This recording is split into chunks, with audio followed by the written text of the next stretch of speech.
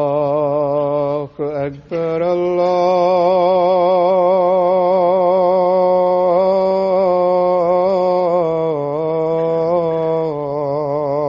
الله أكبر الله أكبر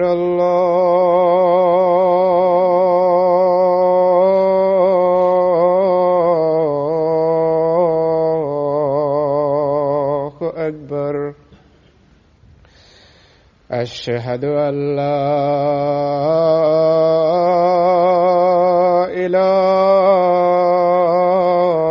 إله إلا الله أشهد أن لا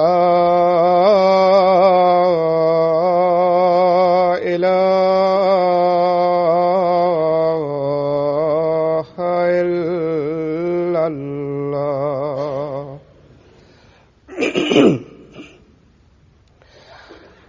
أشهد أن محمدًا رسول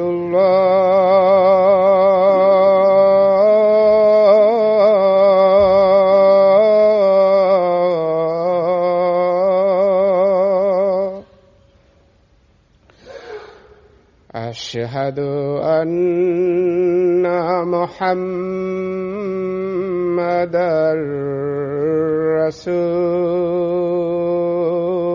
رسول الله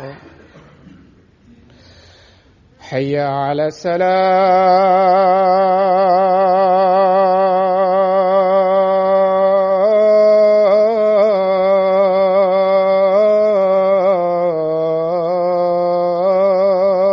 الصلاة حي على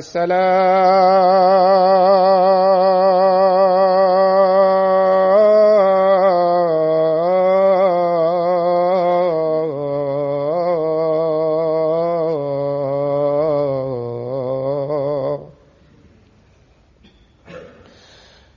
حي على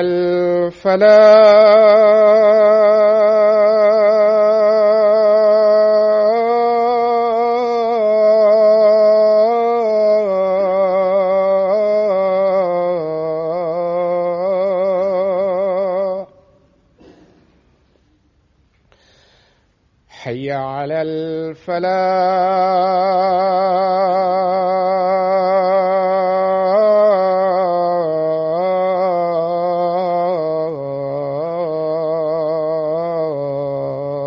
الفلاح الله أكبر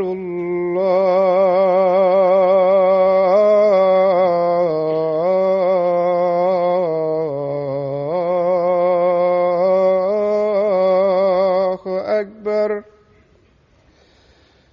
لا إله إلا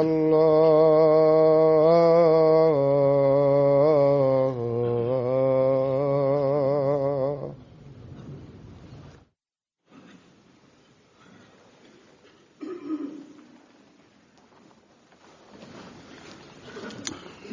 السلام عليكم ورحمة الله.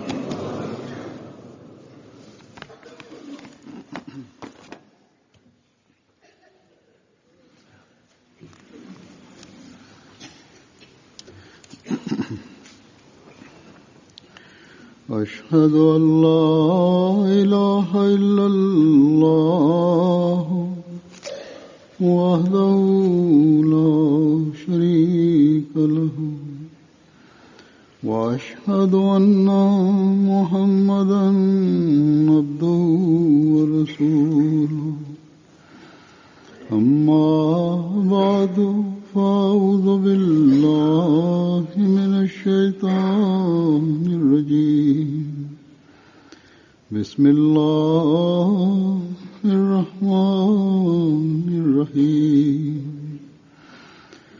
الحمد لله رب العالمين الرحمن الرحيم مالك يوم الدين إياك نعبد وإياك نستعين اهدنا الصراط المستقيم صراط الذين أنعمت عليهم غير المغضوب عليهم ولا الضالين.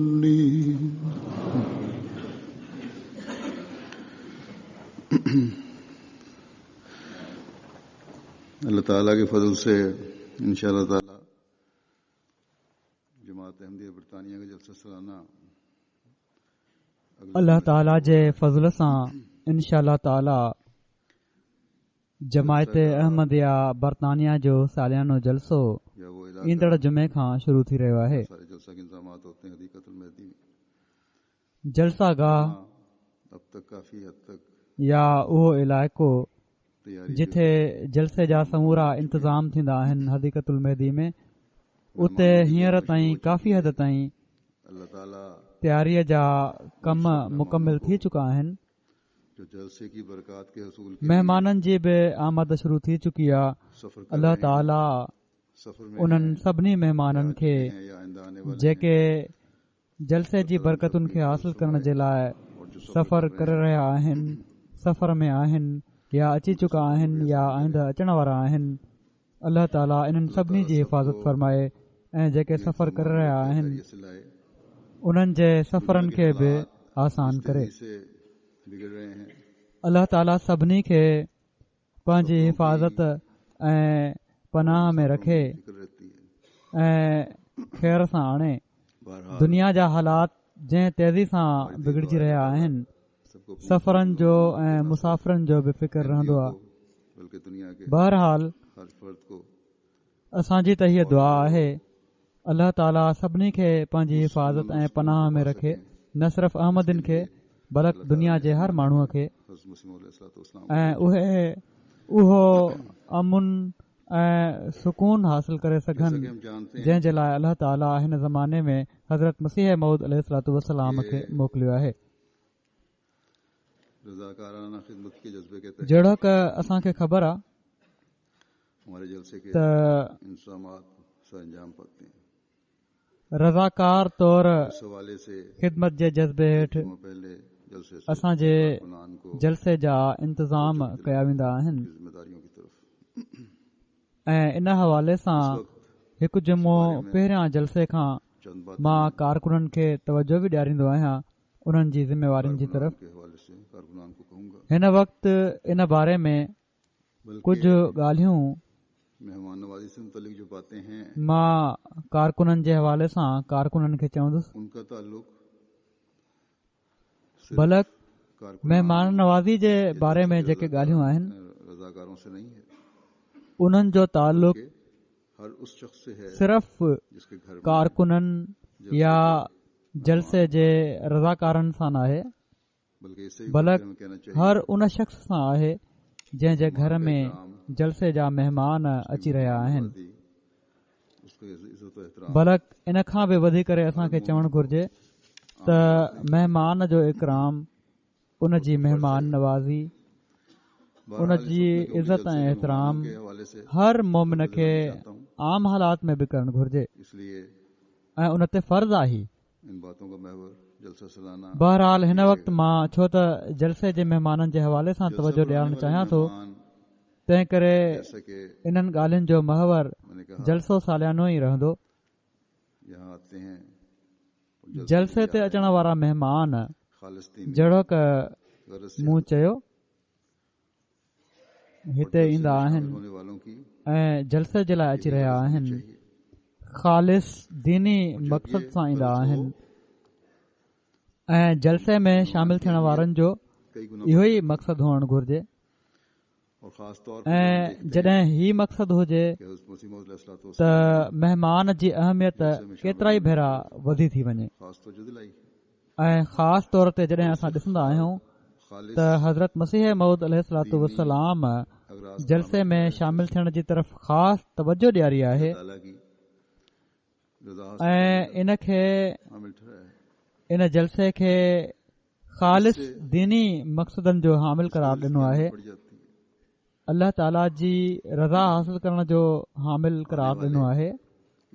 त इन सां केॾी न इन जी अहमियत वधी थी वञे। अचण वारा कंहिं ज़ाती मफ़ाद जे लाइ नाहिनि ईंदा, कंहिं दुनिया जी रौनक में हिसो वठण जे लाइ नाहिनि ईंदा। जेकॾहिं को इन मक़सद जे लाइ अचे थो त पंहिंजे सवाब खे ज़ाया थो करे। सो हिते अचण वारा महिमान जन जी ख़िदमत जे लाइ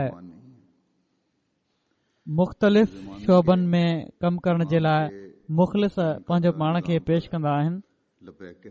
ही आम महिमान नाहिनि, बल्कि ज़माने जे इमाम जे क़ाइम कयल निज़ाम ते लबैक चवंदे अल्लाह ताला जी ख़ातिर गॾु थियण वारा महिमान आहिनि। पोइ यूके जे सालियाने जलसे में शामिल थियण जे लाइ अचण वारा महिमान त ख़ासि तौर ते उहे महिमान आहिनि जेके ख़ासि सोच वीचार सां गणती सां ऐं बाज़ दफ़ा तमामु घणो ख़र्च करे पंहिंजी तौफ़ीक़ खां वधीक ख़र्च करे हिते ईंदा आहिनि ऐं तमामु परे परे खां ईंदा आहिनि। इन लाइ जो ही सफ़र हर लिहाज़ खां बरकतुनि जो मूजिब बणिजी वञे। ख़िलाफ़त सां मोहबत उन्हनि खे ही अहसास ॾियाराए रही हूंदी आहे त ही सफ़र ख़लीफ़े वक़्त सां मुलाक़ात जो बि सबबु बणिजी वेंदो। दुनिया जे मुख़्तलिफ़ मुल्कनि मां माण्हू ईंदा आहिनि, नओ मुबाइन बि आहिनि, पुराणा अहमदी बि आहिनि। इन्हनि अचण वारनि जी अखियुनि में जॾहिं मां ख़िलाफ़त सां मोहबत ॾिसंदो आहियां त अल्लाह ताला जे शुक्र जा जज़्बात वधंदा आहिनि त कहिड़ी तरह हू मोमिननि जी दिलि में ख़िलाफ़त सां मोहबत पैदा करे थो। ही कंहिं इंसान जी कोशिश सां नथो थी सघे ऐं ही सिर्फ़ इन लाइ आहे जो अल्लाह ताला हिन ज़माने में हज़रत मसीह मऊद अलैहिस्सलातु वस्सलाम खे मोकिले संदन बाद इन निज़ाम खे जारी फरमायो ऐं इन लाइ त जीअं इस्लाम जी सही ऐं हक़ीक़ी तालीम जी दुनिया खे ॼाण ॾिनी वञे। इन लाइ जो इस्लाम जे प्यार ऐं मोहबत जे पैगाम खे दुनिया खे ॿुधायो वञे। इन लाइ जो दुनिया खे ही ॿुधायो वञे त हक़ीक़ी इस्लाम में ई हाणे दुनिया जो अमुन आहे। सो ही ॻाल्हियूं आहिनि जन खे ॾिसण जे लाइ, ॿुधण जे लाइ, सिखण जे लाइ माण्हू हिते ईंदा आहिनि ऐं इहो ई सबबु आहे जो ख़िलाफ़त सां मोहबत आहे। हाणे त जर्मनी में बि केतिरनि ई मुल्कनि जी नुमाइंदगी जलसे ते थींदी आहे ऐं चङे भले अंग में थींदी आहे।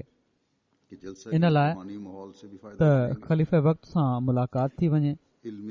बर्तानिया जे जलसे ते त ख़ासि तौर ते केतिरा ई माण्हू इन लाइ ईंदा आहिनि जो जलसे जे रूहानी माहौल मां बि फ़ाइदो वठंदा, इल्मी तरबियती ऐं दीनी प्रोग्रामनि में बि शामिल थींदा, हज़रत मसीह मऊद अलैहिस्सलातु वस्सलाम जी दुआउनि जा बि वारिस बणजंदा ऐं ख़लीफ़े वक़्त सां मुलाक़ात बि थी वेंदी।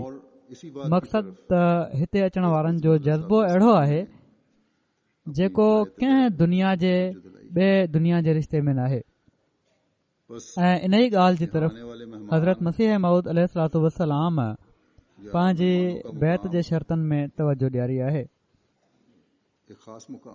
सो हिते अचण वारा महिमान या महिमाननि जो मक़ाम हिकिड़ो ख़ासि मक़ाम आहे ऐं उन्हनि जी अहमियत आहे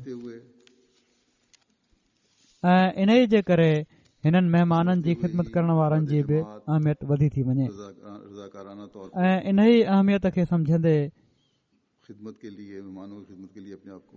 इन खे सम्झंदे ई जमायत जा माण्हू दुनियावी लिहाज से रज़ाकार तौर ते अच्छे अफसर को ख़िदमत जे लाइ महिमाननि जी ख़िदमत जे लाइ पंहिंजो पाण खे पेश कंदा आहिनि। रोटियां उठाने और दूसरे मुख्तलिफ कामों पर लगा दिया जाता हिकिड़े दुनिया जे लिहाज़ खां है। सुठे ऑफिसर खे वॾो कमाइण वारे खे देगिन ते खाधो पचाइण, इसलिए मानियूं ढोइण ऐं ॿियनि मुख़्तलिफ़ कमनि ते लॻायो वेंदो आहे। एसि ताईं जो टॉयलेट्स जी सफ़ाई ते बि बीहारे छॾियऊं त उहो ख़ुशी सां ई कमु कंदो आहे। कारकुन इन लाइ गैर जमात में जो हिननि महिमाननि जी ख़िदमत सां हू तमामु घणनि दुआउनि जो वारिस बणिजी रहियो हूंदो आहे एक बच्चा ऐं पोइ इहे ई कारकुन गैरस जमायत महिमाननि जे लाइ तबलीग जो बि सबबु बणिजी रहिया हूंदा आहिनि। दुनिया को ये बता रहा होता है हिकिड़ो ॿार बि जॾहिं जलसागाह में घुमी पाणी पीआरे रहियो हूंदो आहे त उहो बि हिकिड़ी ख़ामोश तबलीग करे रहियो हूंदो आहे। दुनिया खे ही ॿुधाए रहियो हूंदो आहे त असीं उहे माण्हू आहियूं जेके दुनिया में फ़साद पैदा करण जे लाइ न आहियूं आया, बल्कि दुनिया खे दुनिया जो पाणी बि पीआरींदा आहियूं, रूहानी पाणी बि पीआरींदा आहियूं। और नजर नहीं आ सकती। सो महिमान जी अहमियत बस खुशकिस्मत हैं मेज़बान जी अहमियत खे बि वधाए रही हूंदी आहे वो रज़ाकार ऐं हीअ शइ दुनिया में ॿियो किथे बि नज़र नथी अची सघे। अंजाम देने के लिए सो ख़ुशकिस्मत आहिनि उहे कारकुन, अल्लाह ताला की उहे रज़ा को रज़ाकार रहे होते हैं। जेके अहिड़नि महिमाननि जी ख़िदमत खे अंजाम ॾियण जे लाइ मेहमानों और पंहिंजो पाण खे पेश करे बहुत अल्लाह ताला जे राज़पे खे हासिल करण वारा बणिजी रहिया हूंदा आहिनि। हज़रत इब्राहीम अलैहिस्सलाम के क़ुर शरीफ़ में बि अल्लाह ताला महिमाननि ऐं महिमान नवाज़ी जी वॾी अहमियत बयानु फरमाई आहे। मेहमान नवाजी के वस्फ़ का ख़ास हज़रत इब्राहिम अलैहिस्सलाम जे मक़ाम ऐं ख़ूबियुनि जो जॾहिं ज़िक्र फरमायो आहे जो त होकर उन्हनि जी महिमान नवाज़ी जी ख़ूबीअ जो ख़ासि तौर ते ज़िक्र फरमायो आहे। मेहमान को सो देखते ही उहे मेज़बान जेके बेनफ़्स थी महिमान नवाज़ी कंदा आहिनि मेहमान की फिक्र ऐं की खिदमत महिमान खे ॾिसंदे ई उनके लिए तैयारी शुरू कर देते हैं। कंहिं ॿिए कम जे बदिरां ऐसे महिमान जी ख़िदमत जो फ़िक्र कंदे के नजदीक एक मुकाम है उन्हनि जे लाइ क्योंकि तयारी शुरू करे ॾींदा आहिनि। वो समझते हैं अहिड़नि माण्हुनि जो कि अल्लाह ताला जे वेझो हिकिड़ो मेहमानों की खिदमत मक़ाम से आहे, अल्लाह ताला राज़ी होगा। छो अल्लाह त ताला की रज़ा ही उनके पेश नजर होती हू सम्झनि था कोई त इन सां इन ख़िदमत सां महिमाननि जी ख़िदमत सां अल्लाह ताला राज़ी थींदो। अल्लाह ताला जो राज़पो ई उन्हनि जे पेश नज़र हूंदो आहे। करना उनका मकसूद नहीं होता। का ख़्वाहिश, को मतिलब, बस दुनिया में का शुक्रगुज़ारी ना ऐसे मेहमानों की वसूल मिसालें करण मिलती हैं जो अल्लाह ताला की उन्हनि जो कर रहे मक़सदु हों नाहे हूंदो। और दुनियावी गरज कोई ना हो।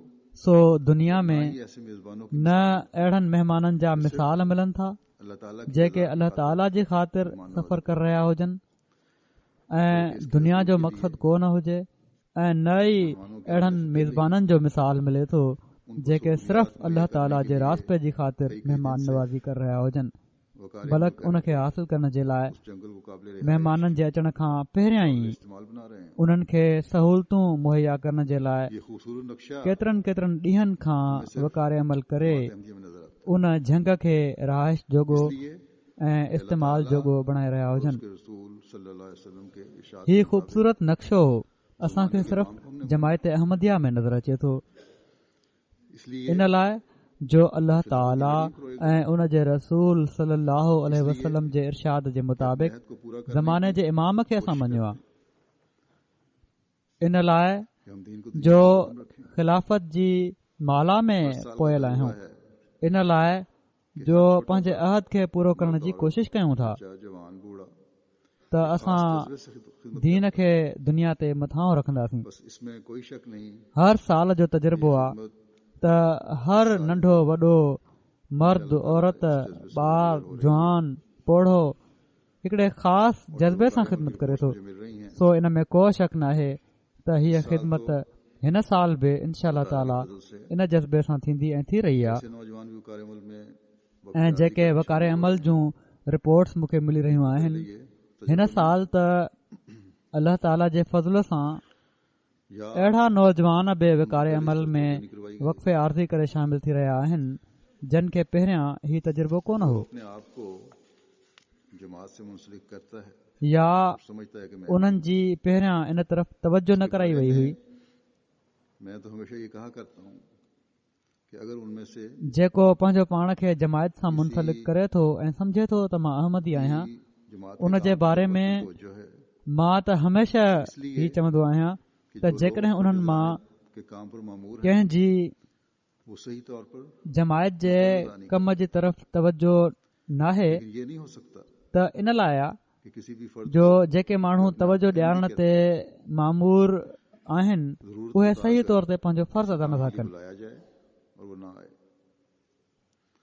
बस पर हीउ सही नथो थी सघे रहनुमाई करना, त कंहिं बि माण्हू खे जेको पंहिंजो पाण खे अहमदी चए थो इसलिए अल्लाह ताला ज़रूरत ॿुधाए ध्यानी का हुक्म कंहिं कम जे लाइ सॾियो वञे ऐं उहो अचे न। रहनुमाई मिलती रहे और यकीन सो रहनुमाई सही रहनुमाई करणु असांजो फर्ज़ आहे और सही रंग में ऐं इन लाइ रहनुमाई अल्लाह ताला जो बि यादगिरी कराइण जो हुकुम आहे त सही रहनुमाई मिलंदी रहे ऐं यकीनन सही रहनुमाई ऐं सही रंग में रहनुमाई फिर सिर्फ यही नहीं ऐं नसीहत सां कमजोरों या तवज्जो न देने वालों को तबियतुनि में नसीहत की जरूरत है।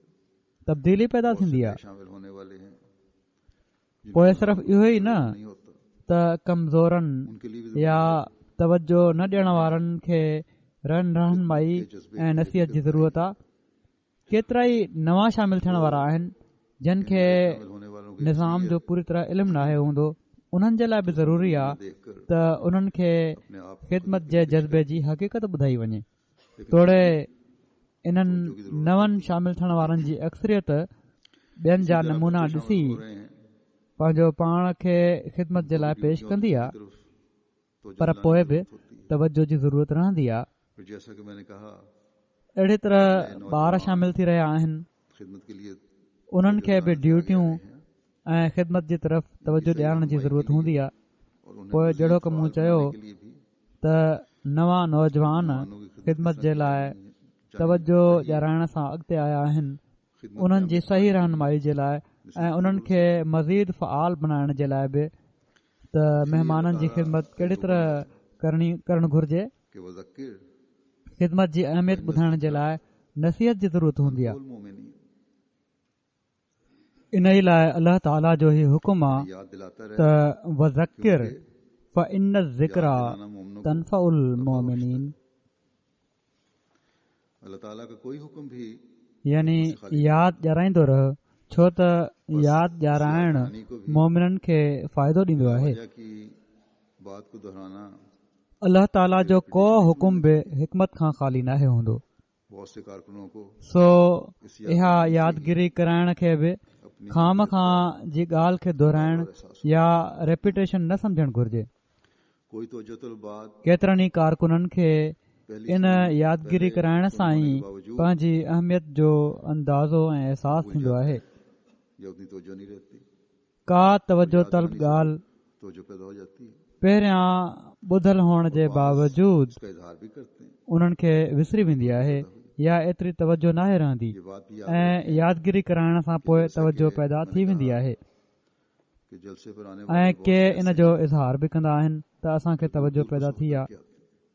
हीअ ॻाल्हि बि यादि रखो खिदमत का त जहिड़ो कमु मूं चयो अल्लाह ताला त जलसे ते अचण वारा केतिरा ई अहिड़ा आहिनि जेके परे परे जो सफ़र करे ईंदा आहिनि ऐं मुसाफ़िरनि जी ख़िदमत जो हक़ अदा करण बि अल्लाह ताला मोमिननि ते फ़र्ज़ करार ॾिनो आहे ऐं उन्हनि जो कमु करार ॾिनो आहे।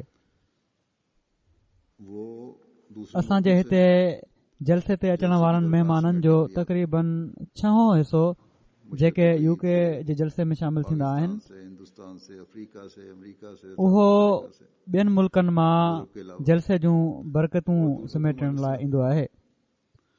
ओभर बईद मां, पाकिस्तान मां, हिंदुस्तान मां, अफ्रीका मां, अमरीका मां, साउथ अमरीका मां, यूरोप खां अलावा जो यहाँ त तमामु परे परे जे मुल्कनि मां ईंदा आहिनि तो ये सब भी मेहमान ऐं तक़रीबन बस अधु महिमान बाक़ी मां अधु अहिड़ा आहिनि जेके हितां जे ॿियनि शहरनि मां ईंदा आहिनि त ही सभई बि महिमान आहिनि, मुसाफ़िर आहिनि। एक सफर होता है, तकलीफ दे सफर होता है।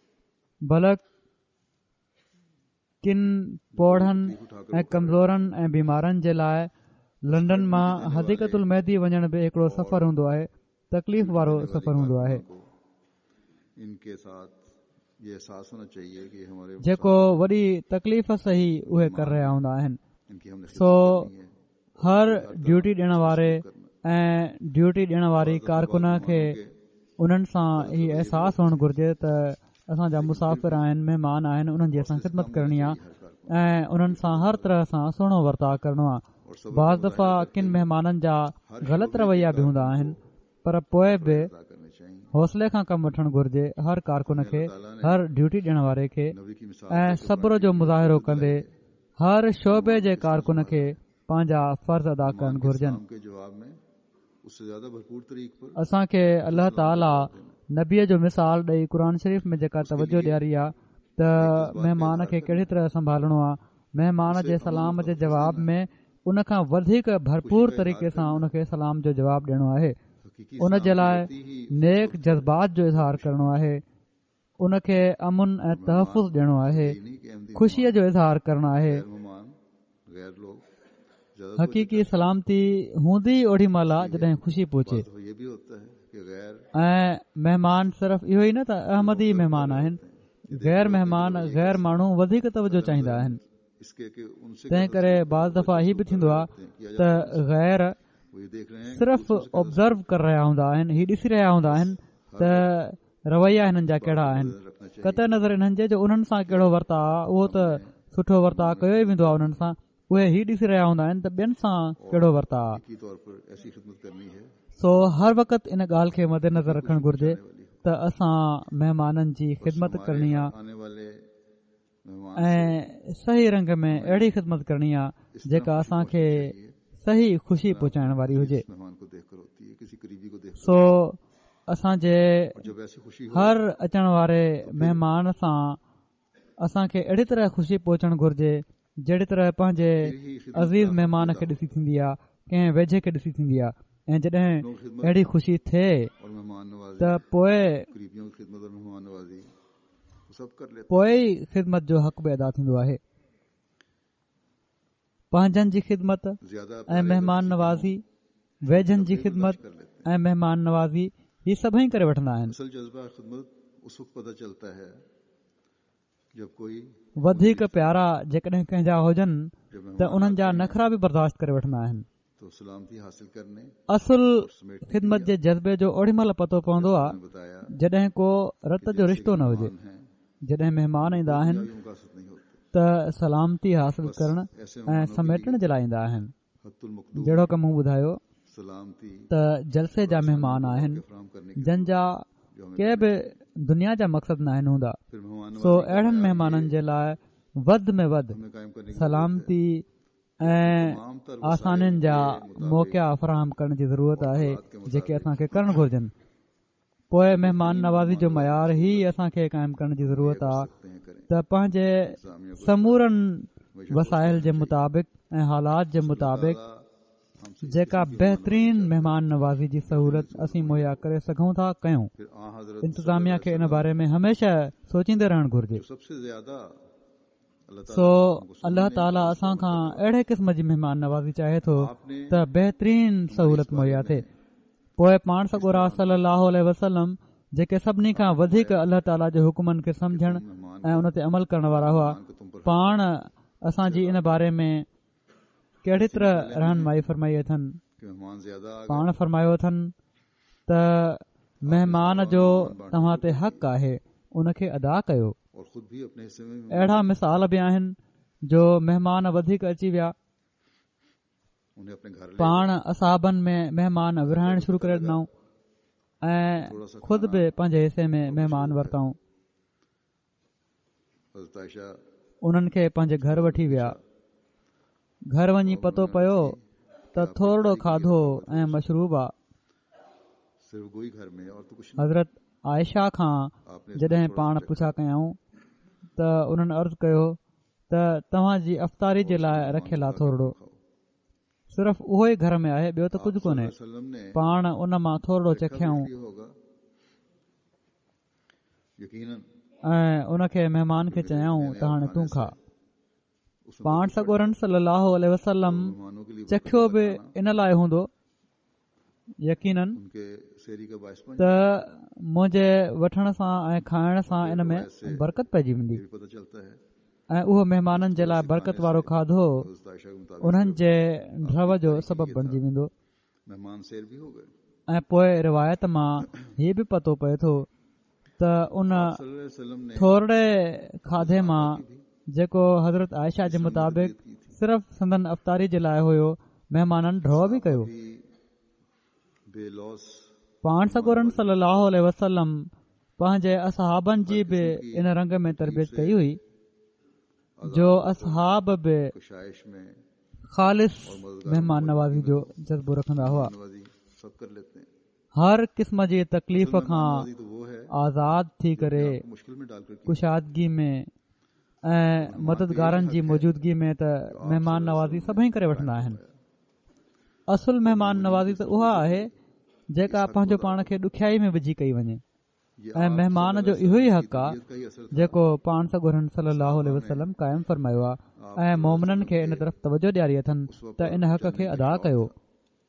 ही पाण सॻोरन सल्लल्लाहु अलैहि वसल्लम जी तरबियत जो ई असरु हुयो ऐं असहाबनि में पाण सॻोरन सल्लल्लाहु अलैहि वसल्लम जी उसवा ते हलण जो शौक़ु हुयो, जंहिंजे करे असहाबनि में बि इन महिमान नवाज़ी जा हैरत अंगेज़ मिसाल मिलनि था। जिसने अल्लाह ताला को भी खुश कर दिया और इसी खुशी का इजहार अल्लाह ताला ने उसी वक्त जब मेहमान नवाज़ी अहिड़ा मिसाल आहिनि महिमान नवाज़ीअ जा जंहिं अल्लाह ताला खे बि ख़ुशि करे ॾिनो ऐं इन ई ख़ुशीअ जो इज़हार अल्लाह ताला उन ई वक़्तु जॾहिं महिमान जी महिमान नवाज़ी थी रही हुई पाण सॻोरन सल्लल्लाहु अलैहि वसल्लम सां बि करे छॾियो। उहे कहिड़े मक़ाम जा मेज़बान हुआ, ज़ाल मुड़ुस ऐं ॿार जन ते अल्लाह ताला जन ते ख़ुशीअ जो इज़हार कयो।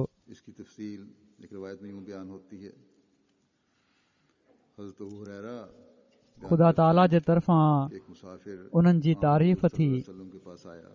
इन जो तफ़सील हिकिड़ी रिवायत में हीअं बयानु थिए थो। हज़रत अबू हुरैरा बयानु कनि था त हिकिड़ो मुसाफ़िर पाण सॻोरन सल्लल्लाहु अलैहि वसल्लम वटि आयो। पाण सॻोरन सल्लल्लाहु अलैहि वसल्लम घर चवरायो त महिमान जे लाइ खाधो मोकिलियो। जवाब आयो त पाणीअ खां सवाइ अॼु घर में कुझु कोन्हे। इन ते हुज़ूर सल्लल्लाहु अलैहि वसल्लम असहाबनि खे फ़रमायो त हिन महिमान जे खाधे जो बंदोबस्तु केरु कंदो। हिकिड़े अंसारी अर्ज़ु कयो त हुज़ूर मां थो इंतज़ाम कयां।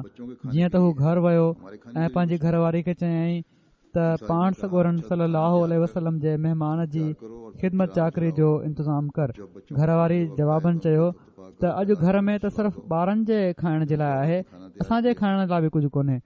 अंसारी चयो त अच्छा तूं खाधो तयारु कर ऐं पोइ ॾियो ॿार ऐं जॾहिं ॿारनि जे खाधे जो टाइम अचे त उन्हनि खे थपे विंदराए सुम्हारे छॾ। जीअं त औरत खाधो तयारु कयो, ॾियो ॿारियईं, ॿारनि खे कहिड़ी तरह सुम्हारे छॾियईं, पोइ ॾियो ठीकु करण जे बहाने उथी ऐं वञी ॾियो विसाए छॾियईं ऐं पोइ ॿई महिमान सां गॾु वेठा हीउ ज़ाहिर करण लॻा त उहे बि मानी खाइनि पिया था। सो उहे ॿई राति बुखिया ई रहिया। सुबुह जॾहिं उहो अंसारी हुज़ूर सल्लल्लाहु अलैहि वसल्लम जी ख़िदमत में हाज़िर थियो त पाण खिली फ़रमायाऊं त तुंहिंजी रातो की तदबीर सां त अल्लाह ताला बि मुर्की ॾिनो, या फ़रमायाऊं त तव्हां ॿिन्ही जे इन फेल खे उन पसंदि फ़रमायो। इन ई मौक़े ते आयत बि किन रिवायतुनि में अचे थो त हीअ आयत बि नाज़िल थी त वयुसिरून अला अनफुसिहिम वलौ कान बिहिम खसासा वमन यूक शुह नफ्सिही फउलाइक हुमुल मुफ़्लिहून। त ही पाक बातिन ऐं इसार पेशा मुख़लिस आहिनि। इसार पेशा मुख़लिस मोमिन पंहिंजी ज़ात ते ॿियनि खे तरजीह ॾींदा आहिनि जॾहिं त उहे ख़ुदि ज़रूरतमंद ऐं बुखायल हूंदा आहिनि ऐं जेके नफ़्स जे बुख़ल खां बचाया विया उहे ई कामयाबी हासिल करण वारा आहिनि। सो हीअ तदबीर हुई उन्हनि जी जंहिं ते अल्लाह ताला बि ख़ुशि थियो त थोरो खाधो ॾिसी महिमान किथे हिजाब न करे चिराग को बुझा दो पंहिंजो हथु किथे खाइण खां झले न वठे। ताकि मेहमान हीअ तदबीर उन्हनि कई इकराम के एक त ॾीए खे विसाए छॾियो उसको ये एहसास पैदा न त जीअं कि कोई महिमान वजह से घर वालों को तंग जंहिंजे इकराम जे बारे में हुकुम आहे उनखे हीअ एहसास पैदा न थिए बस त का उन जे करे घर वारनि खे ॾुखियाई थी रही आहे। आज भी ॿियो हमें इस बात को सामने पाण सगोरन सल्लल्लाहु अलैहि वसल्लम जो महिमान आहे आने वाले मेहमान सो ऐं उन जे लाइ त असांखे ख़ासि तौर ते महिमान नवाज़ी करणु घुर्जे। सो अॼु बि असांखे इन ॻाल्हि खे साम्हूं रखण जी ज़रूरत आहे त हिननि ॾींहनि में अचण वारा महिमान पाण सगोरन सल्लल्लाहु अलैहि वसल्लम जे सचे आशिक़ जा महिमान आहिनि। दीनी मक़सद जे लाइ सफ़र करे अचण वारा महिमान आहिनि। अॼु बि मकसद एक है लेकिन हालात मुख्तलिफ हैं। आज जब तोड़े मुख्तलिफ खिदमात और मेहमान नवाजी मक़सद जाता है तो इंसान साॻियो ये आहे नहीं कहती पर हालात मुख़्तलिफ़ आहिनि। अॼु जॾहिं कारकुननि खे मुख़्तलिफ़ ख़िदमतुनि ऐं महिमान नवाज़ी जे लाइ सॾियो वेंदो आहे त इंतिज़ामिया हीअ नाहे चवंदी त पंहिंजे घर वठी वञी महिमान नवाज़ी कयो। माण्हुनि जा उहे हालात न आहिनि जेके पाण सगोरन सल्लल्लाहु जे ज़माने में हुआ। मुशक्क़त में डालकर अपने संदन असाबनि जा जेके हालात हुआ त घर में कुझु बि न आहे या तमामु थोरो आहे पोइ बि पंहिंजे नफ़्स खे ॾुखियाई में विझी पंहिंजे ॿारनि जी बुख जी कुर्बानी ॾेई पोइ बि ख़िदमत करणी आहे। हिते त सभु कुझु ॾेई पोइ कारकुननि खे चयो वेंदो आहे त मुख़्तलिफ़ इंतिज़ामनि हेठि कमु करण जे लाइ सिर्फ़ पंहिंजो पाण खे पेश कयो। जमायती निज़ाम बाक़ी सहूलतूं मुहैया कंदो। सो जहिड़ो कमु मूं चयो त तव्हां सभई कारकुन मर्द औरतूं ॿार ख़ुशकिस्मत आहियो जेके हज़रत मसीह मौद अलैहिस्सलाम जे महिमाननि जी ख़िदमत ते मामूर कया विया आहियो ऐं बिना कंहिं महिनत जे सिर्फ़ महिमान नवाज़ी जा फ़र्ज़ ई अदा करे रहिया आहियो। को माली बोझ नथो पियो पएव या कंहिं ॿिए क़िस्म जी कुर्बानी नथी ॾियणी पएव। रबुआ में जॾहिं जलसो सालियानो थींदो हुयो त रबुआ में रहण वारा पंहिंजे घरनि जे आराम खे महिमाननि जे आराम जी ख़ातिर कुर्बान करे छॾींदा हुआ। जमायत खे पंहिंजा घर पेश करे छॾींदा हुआ त उन्हनि जा महिमान तरसाया वञनि। उनमें बावजूद लंगर जे जारी रहंदो हुयो हमेशह ही ख़ासि तौर ते 8-10 ॾींहं जलसे जे ॾींहंनि में के बोझ खणी बि खाधे पीते जी महिमान नवाज़ी कंदा हुआ। पर बहरहाल उहे हालात किथे बि न हुआ जंहिंजा नमूना असहाब रिज़वानुल्लाह अलैहिम असांखे ॾेखारिया। हिन ज़माने में हज़रत मसीह मऊद अलैहिस्सलातु वस्सलाम जी उसवा में असांखे पंहिंजे आका जी इत्तिबा में उहे नमूना नज़र अचनि था। जॾहिं पाण महिमाननि जी महिमान नवाज़ीअ जे लाइ पंहिंजो आराम बि क़ुर्बान कयो ऐं सियारे में बिना कंहिं सवड़ जे बिस्तरे खां बग़ैर राति गुज़ारियऊं। खाधे जे इंतज़ामनि जे लाइ हज़रत अम्मा जान जो ज़ेवर बि रक़म जी बंदोबस्त जे लाइ इस्तेमालु कयऊं ऐं इहो ई क़ुर्बानी जो जज़्बो संदन असाबनि बि असांखे ॾेखारियो जेके ॿियनि जे आराम खे पंहिंजे आराम ते तरजीह ॾींदा हुआ।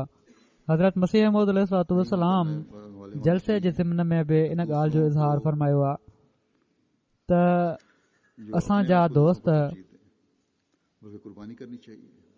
ईअं न करण वारा हुअणु घुर्जनि जो पंहिंजे पाण खे जेके ॿियनि ते तरजीह ॾियनि बल्कि क़ुर्बानी करणु घुर्जे। हिकिड़ो वाक़ियो आहे सीरत में लिखियलु आहे साहिबज़ादा पीर सिराजुल हक़ साहिब जो बयानु आहे त मुंहिंजे लाइ जेका हिकिड़ी खट हज़रत मसीह मऊद अलैहिस्सलातु वस्सलाम ॾिनी हुई जॾहिं महिमान ईंदा हुआ त मुंहिंजी खट ते के माण्हू लेटी पवंदा हुआ ऐं मां मुसले ते मुसलो ज़मीन ते विछाए लेटी पवंदो हुउसि ऐं जॾहिं मां बिस्तरो खट ते विछाए वठंदो हुउमि त के महिमान उन हंध विछियल खट ते लेटी पवंदा हुआ। मुंहिंजी दिलि में ज़रे जेतिरो बि रंज या मलाल न ईंदो हुयो ऐं मां सम्झंदो हुउसि त ही महिमान आहिनि ऐं असां हितां जा रहण वारा आहियूं। ऐं के माण्हू मुंहिंजो बिस्तरो खट जे हेठां ज़मीन ते उछले छॾींदा हुआ ऐं पंहिंजो बिस्तरो विछाए लेटी पवंदा हुआ। हिकु दफ़ो ईअं ई थियो, हज़रत अक़दस अलैहिस्सलाम खे हिकिड़ी औरत ॿुधायो त पीर साहिब ज़मीन ते लेटिया पिया आहिनि। पाण फरमायाऊं खट काॾे वई? उन चयो मूंखे नाहे ख़बर। पाण फौरन ॿाहिरि आया ऐं गोल कमरे जे साम्हूं मूंखे सॾियाऊं त ज़मीन ते छो लेटियो पियो आहे? मींहों जो मौसम आहे ऐं नांग विछूं जो ख़तरो आहे। मूं सॼो हाल अर्ज़ु कयो त हीअं थींदो आहे ऐं मां कंहिंखे कुझु न आहियां चवंदो। आख़िर हिननि माण्हुनि जी ख़िदमत चाकरी असांजे ज़िमे आहे। हीअ ॿुधी पाण अंदरि विया ऐं हिकिड़ी खट मुंहिंजे लाइ मोकिले छॾियऊं। हिकु ॿ ॾींहं त उहा खट मूं वटि रही। आख़िर वरी साॻियो ई मामिलो थियण लॻो जहिड़ो की मूं बयानु कयो। वरी कंहिं हुज़ूर खे चई ॾिनो, वरी पाण ॿी खट मोकिले छॾियऊं। वरी हिकिड़े ॾींहं खां पोइ उहो ई मामिलो पेश आयो। वरी हुज़ूर खे कंहिं ॿुधायो ऐं सुबुह जी निमाज़ खां पोइ हुज़ूर मूंखे फरमायो त साहिबज़ादा साहिब ॻाल्हि त इहा ई आहे जेका तूं करें थो, यानी ही महिमान नवाज़ी जो हक़ ऐं असांजे दोस्तनि खे ईअं ई करणु घुर्जे। पर तूं हिकिड़ो कमु कर, असां हिकिड़ो ज़ंजीर लॻाए था छॾियूं, खट में ज़ंजीर ॿधी छत ते टंगे छॾींदो कर।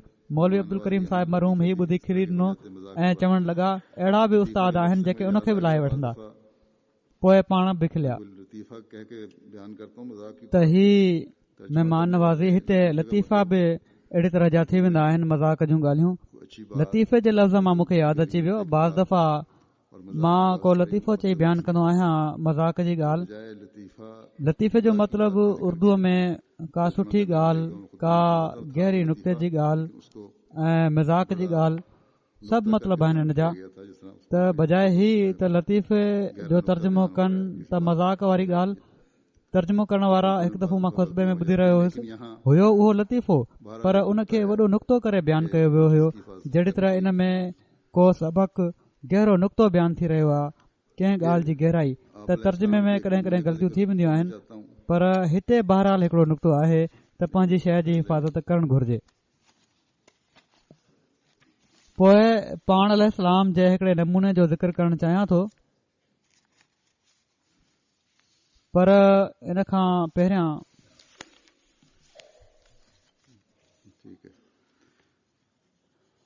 जो हमारे काम करने वाले उहदेदारों के लिए भी एक नमूना है और कारकुनान के लिए भी एक सबक है। शेख याकूब अली फरमाते हैं कि जंग मुक़द्दस की तकरीब पर बहुत से मेहमान जमा हो गए। जेको असांजे कमु करण वारनि उहदेदारनि जे लाइ बि हिकिड़ो नमूनो आहे ऐं कारकुननि जे लाइ बि हिकिड़ो सबक आहे।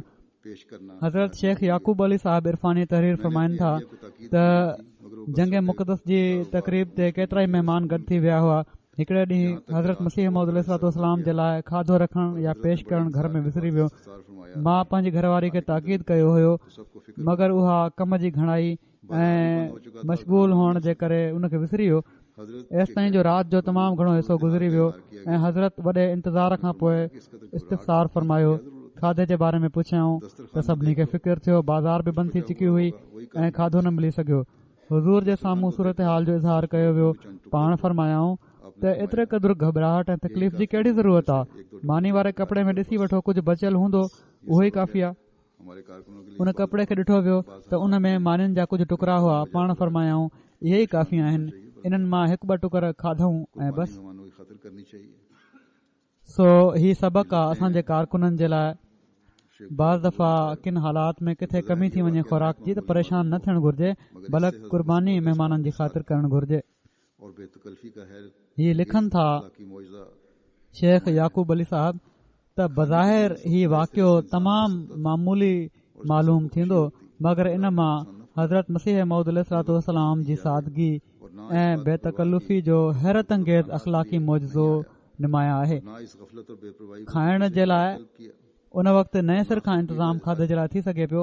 इन में सभिनी खे ख़ुशी थिए हा, मगर पाण ही पसंदि न फरमायाऊं त बेवक़्त तकलीफ़ ॾिनी वञे ऐं न इन ॻाल्हि जी परवाह कयाऊं त पुरतकल्लुफ़ खाधो हुज़ूर जे लाइ न आयो ऐं न इन गफ़लत ऐं लापरवाही ते कंहिंखां जवाब तलब कयऊं ऐं न नाराज़गी जो इज़हार बल्कि तमामु ख़ुशी ऐं खिल मुखाई सां ॿियनि जी घबराहट खे ख़तमु करे छॾियऊं। सो जेकॾहिं कॾहिं बि अहिड़ो मौक़ो पैदा थी वञे त हमेशह इन ॻाल्हि जो ख़्यालु रखणु घुर्जे। अक्सरियत अल्लाह ताला जे फज़ल सां असांजे कारकुननि जी अहिड़ी आहे जेका सुठा अख़लाक ॾेखारण वारी आहे, उन जी परवाह नाहे कंदी, पर बाज़ दफ़ा के शिकायत करण वारा बि हूंदा आहिनि त उन्हनि खे बि इन ॻाल्हि जो ख़्यालु रखणु घुर्जे। पर हर शोबे जा ऑफिसर ऐं खुराक या महिमान नवाज़ी जो शोबे जो बि कमु आहे त पंहिंजे कारकुननि जे लाइ पहिरियां इंतज़ाम करे रखंदा कनि त जीअं जॾहिं हू पंहिंजी ड्यूटी तां फारिग थी अचनि त उन्हनि खे मुहैया कई वञे खुराक या खाधो या को ॿियो इंतज़ाम हुजे। हिकिड़ी उसूली हिदायत जेका हज़रत मसीह मौद अलैहिस्सलाम असांखे ॾिनी आहे उन खे कारकुननि खे हमेशह साम्हूं रखणु घुर्जे। महिमाननि जा इंतज़ाम महिमान नवाज़ी जे बारे में ॻाल्हि थी त पाण फरमायाऊं मुंहिंजो हमेशह ई ख़्यालु रहंदो आहे त कंहिं महिमान खे तकलीफ़ न थिए, बल्कि इन जे लाइ हमेशह ताक़ीद कंदो रहंदो आहियां त जेसि ताईं थी सघे महिमान खे आराम पहुचायो वञे। महिमान जी दिलि आईने वांगुरु नाज़ुक हूंदी आहे, शीशे वांगुरु नाज़ुक हूंदी आहे ऐं थोरो धकु रसण सां टुटी वेंदी आहे। फरमाइनि था त इन खां अॻु मूं ही इंतज़ाम कयो हुयो, पाण बि महिमाननि सां गॾु मानी खाईंदो हुयुसि, पर जॾहिं खां बीमारी वधी आहे ऐं रख वारो खाधो खाइणो पियो त पोइ उहो इंतज़ाम न रहियो। साणे महिमाननि जी एॾी घणाई थी वई आहे जो जॻह बि काफ़ी न हूंदी हुई, तंहिं करे मजबूरनि अलॻि थियुसि। असांजे तरफ़ां हर हिक खे इजाज़त आहे त पंहिंजी तकलीफ़ खे पेश करे छॾींदो करे। के माण्हू बीमार हूंदा आहिनि, उन्हनि जे लाइ अलॻि खाधे जो इंतज़ाम थी सघे थो। सो इन ॻाल्हि खे हमेशह यादि रखणु घुर्जे त कॾहिं बि कंहिं महिमान खे जज़्बाती तौर धकु नाहे पहुचाइणो। आला अख़लाक जो हमेशह मुज़ाहिरो करणो आहे, हर कारकुन जो फ़र्ज़ु आहे ऐं हर जॻह हर मौक़े ते। जेकॾहिं को तकलीफ़ जो इज़हार करे बि त बजाए इन जे जो उन खे रुखो सुखो जवाब ॾिनो वञे, उन जी तकलीफ़ ख़तम करण जी कोशिश कई वञे। आख़िर में मां हीउ चवणु घुरां थो त अल्लाह ताला जे फज़ल सां मुख़्तलिफ़ शोबनि में हाणे कारकुननि जी काफ़ी तरबियत थी चुकी आहे ऐं पंहिंजे कमनि खे चङी तरह सम्झनि था ऐं उन खे करण जो तरीक़ो बि आहे उन्हनि खे। पर बाज़ दफ़ा ज़रूरत खां वधीक एतमाद इंतज़ाम में कमज़ोरियूं पैदा करे छॾींदो आहे। एतमाद त रखो, पर इन जे करे बारीकीअ में वञी उन जे समूरनि जुज़नि जी तरफ़ तवजो ॾियण में सुस्ती न कयो। पोइ ॿी ॻाल्हि हीअ आहे, सिक्योरिटी जो जेको शोबो आहे उन खे ख़ासि तौर ते तमामु घणो फ़ाल हुअण जी ज़रूरत आहे। जहिड़ी तरह जमायत दुनिया में मुतारिफ़ थी रही आहे, तरक़ी जी तरफ़ कदम वधी रहिया आहिनि, हर ग़लति ॻाल्हि जी जुरतमंदाणे तरीक़े सां जमायत नफ़ी करे थी। अॼुकल्ह केतिरनि ई शिदत पसंदनि कुझु ॻाल्हियूं कयूं आहिनि, कनि पिया था इस्लाम खे बदनाम करण जे लाइ। जमायत हमेशह उन्हनि जी नफ़ी कंदी आहे। त अहिड़े क़िस्म जूं जॾहिं ॻाल्हियूं थी रहियूं हुजनि त इन सां हासदनि ऐं मुखालफ़नि जो अंग बि वधी रहियो हूंदो आहे ऐं जमायत जे ख़िलाफ़ तदबीरूं करण जूं इन्हनि जूं कोशिशूं बि वधी रहियूं हूंदियूं आहिनि। तंहिं करे इन शोबे खे हर लिहाज़ खां हाणे खां फ़ाल थियण जी ज़रूरत आहे। हीअ न त उन ॾींहुं वञी जाइज़ा वठंदासीं, बल्कि बाक़ाइदे ड्यूटियूं शुरू थी वञणु घुर्जनि। पर हीअ बि यादि रखो त सिक्योरिटी जी समूरी गहराई ऐं गहरी नज़र सां गॾोगॾु जहिड़ो कमु मूं चयो, अख़लाक जे इज़हार में कमी न अचणु घुर्जे। हर हंधि जिथे चेकिंग जा पॉइंट्स आहिनि उते ड्यूटियूं ॾियण वारा सुहिणे अख़लाक जो मुज़ाहिरो करण वारा हुजनि ऐं हर हंधि सिर्फ़ु ॿार न हुजनि, बल्कि वॾा अकुल वारा माण्हू बि हर हंधि मौजूदु हुअणु घुर्जनि। ऐं सभिनी खां वधीक ही त ही सभई कमु करण वारा पंहिंजे कमनि जे सुहिणे रंग में थी वञण लाइ दुआ कनि असांजा सभई कम कंहिंजी क़ाबिलियत ऐं कोशिश सां न बल्कि अल्लाह ताला जी मदद सां थींदा आहिनि ऐं अल्लाह ताला जे फज़ुल ऐं मदद खे हासिल करण जे लाइ दुआ तमामु अहम आहे जंहिंखे असांखे कॾहिं बि विसारणु न घुर्जे। अहिड़ी तरह असां सभिनी खे बि कारकुननि खां अलावा बि दुआ करणु घुर्जे हर हिक खे त अल्लाह ताला सभई जलसे जा इंतज़ाम पंहिंजे फज़ुल सां बर वक़्त मुकमिल फरमाए ऐं हर तरह जी महिमाननि जे लाइ सहूलतूं मुहैया थियनि। अल्हम्दुलिल्लाह नहमदुहु व नस्तईनुहु व नस्तगफिरुहु व नुमिनु बिही व नतवक्कलु अलैहि व नऊज़ु बिल्लाहि मिन शुरूरि अनफुसिना ومن سيئات أعمالنا من يهده الله فلا مضل له ومن يضلل فلا هادي له ونشهد أن لا إله إلا الله ونشهد أن محمدا عبده ورسوله عباد الله رحمكم الله إن الله يأمر بالعدل والإحسان وإيتاء ذي القربى وينهى عن الفحشاء والمنكر والبغي يعظكم لعلكم تذكرون اذكروا الله يذكركم وادعوه يستجب لكم ولذكر الله أكبر